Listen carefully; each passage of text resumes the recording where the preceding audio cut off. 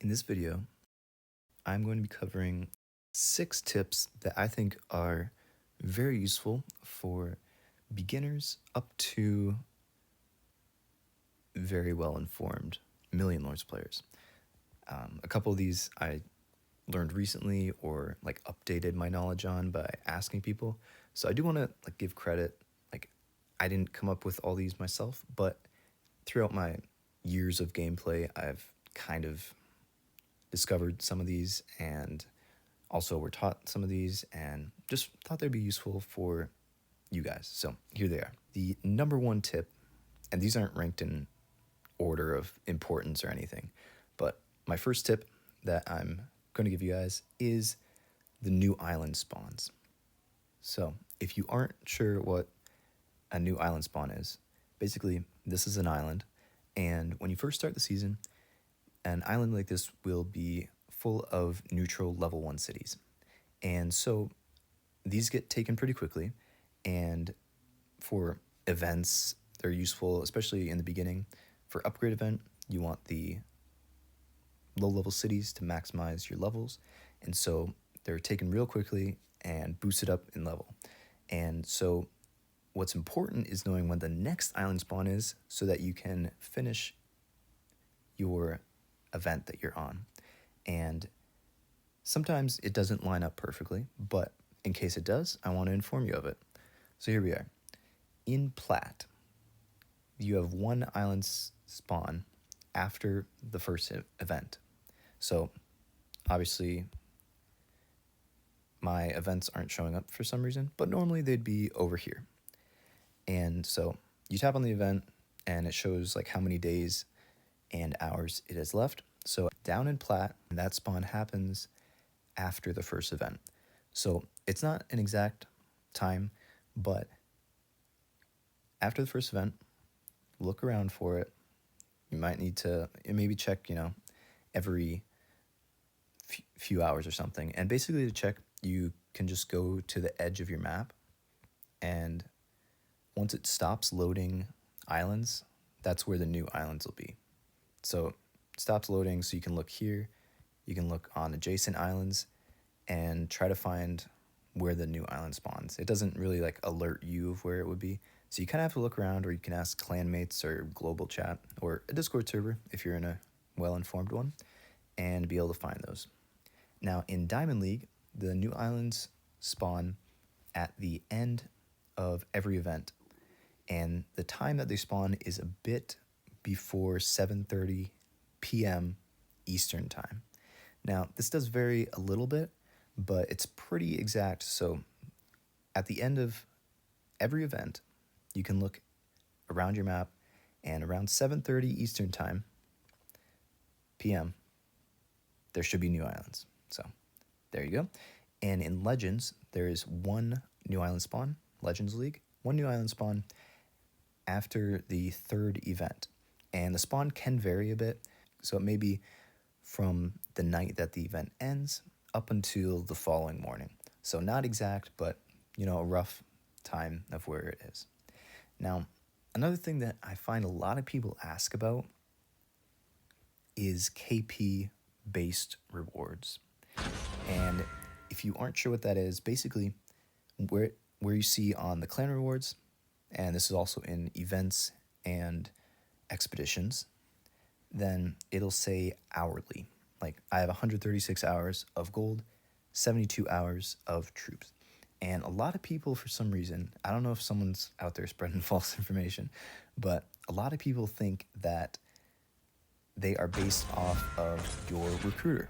So I have 441 recruiter, then with some points and the temple, I have 625%. Technically it's 626 because they rounded up, but I see a lot of people saying that if you're going to collect, then boost your recruiter up, and that's just straight up incorrect. Your rewards are based off of your KP purely, just your KP. And of course you can see your KP if you view your rank. It's also just in the top corner here, and also you can just tap on your name there and show it as well. And so you can see I'm at 20 million, 20.1 million. And so if we go into our clan rewards, then you can see that I have 72 hours of troops. So if we take my 20.1 million KP and then we multiply it by the 72 hours that I'm getting from my clan, and sometimes there's a bit of a lag time here, so we should get 1.447 Gs. And as you can see, that is correct. So the next thing I want to share with you guys is a lot of times there's like small lags in the server, whether it's your troops don't arrive to the city, maybe your troops disappear, or you're having trouble logging in, whatnot. There's a few simple ways to counteract this, and I want to share them with you. So the first one is obviously simply reloading your game. So you log out of your game, tap back in. Did I do that right? No, I didn't. So you log out of your game, reload it, and sometimes this will fix the issue. If it doesn't, another way to hopefully help is you can turn on airplane mode. And what this does is turns off your Wi-Fi, turns off your Bluetooth, and so from there, you wait 15 seconds, whatever, turn it back on, it'll reload that, kind of like set a restart on your device in a sense. I don't really know what it all does, I'm not a coder or well informed in that, but that sometimes helps. Another thing, you can go to settings, Safari, cookies, clear that. I'm not going to show that because I'm not going to go through my settings with you guys because it'll show my ID and everything. But then, of course, you can re-download game. If all else fails, there's 3 ways to communicate with the devs. Go into settings, plus report bug, get in touch, and you can choose a category, game loading issues, let's say, and you say,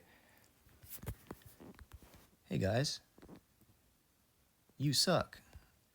No, what you say is, hey, I lost troops, let's say. And then hopefully they'll reply back and be like, oh my god, how'd that happen? Let's refund you fully. Realistically, they'll ask for some proof, so you can maybe, if you had a screenshot earlier of an attack, or actually you can even look if you full stack someone, which full stack is just like sending all your troops.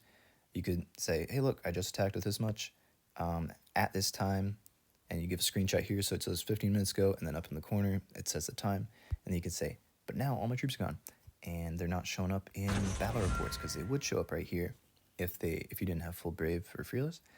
And then of course you show them your main screen, so it shows how many troops you have total, and be like, hey, lost these troops, give them back please, because it's screwing up my season.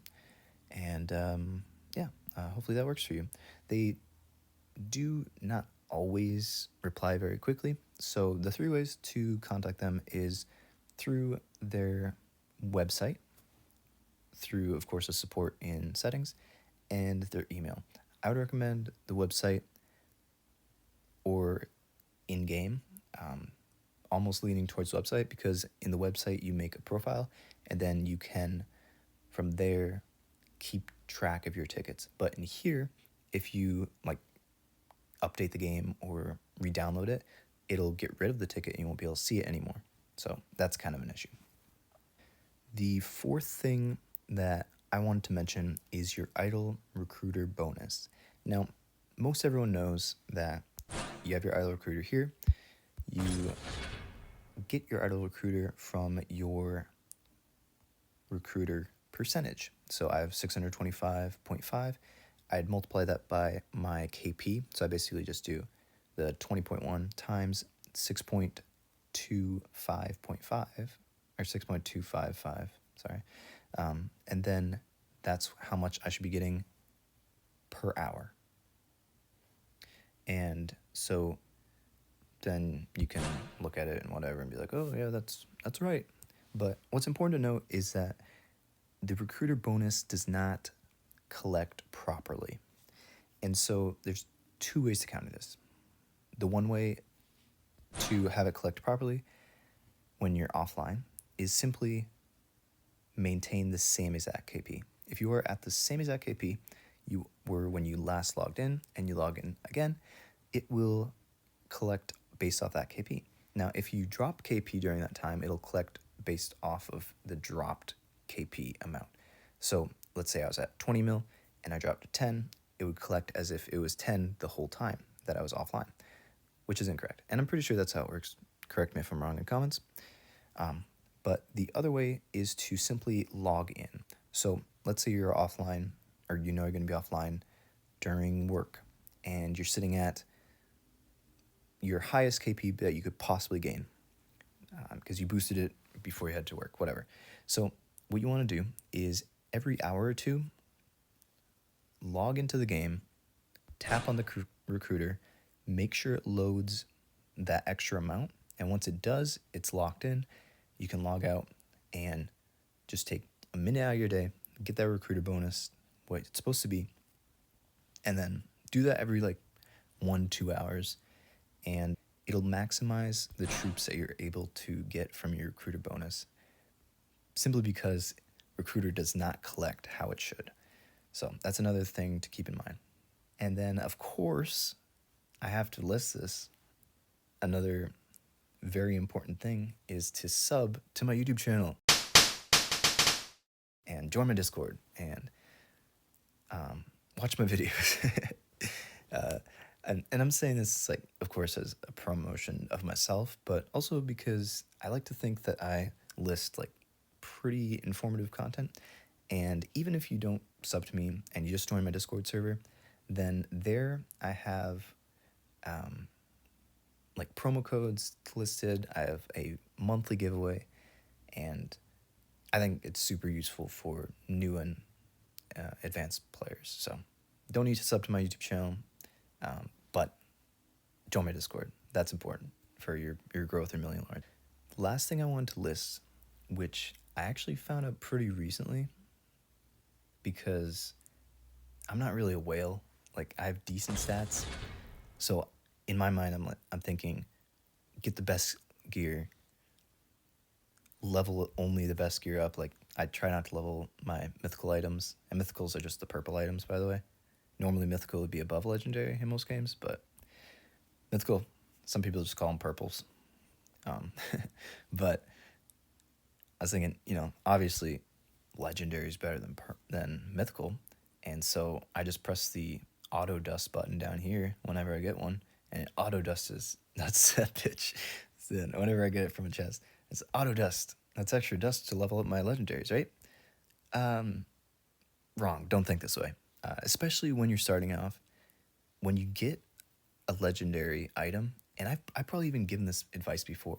Like, I got the legendary version of the mythical that I had, so I'm gonna remove the gems from the mythical and dust it, so I can get dust, or not dust, sky. It's a sky dust.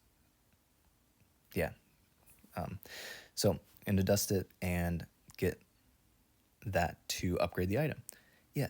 So what you instead want to do, and I'm gonna show you guys the golden standard here, is you want, like, in the far off future, you want your gear to look like this.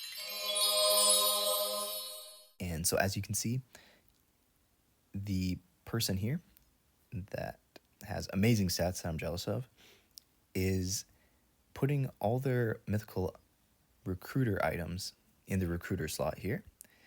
And so the reason for this is purely because of the gems.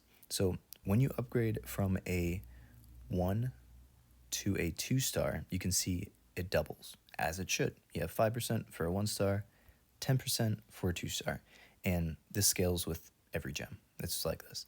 And so then when you upgrade from a 2 to a 3-star, it isn't a perfect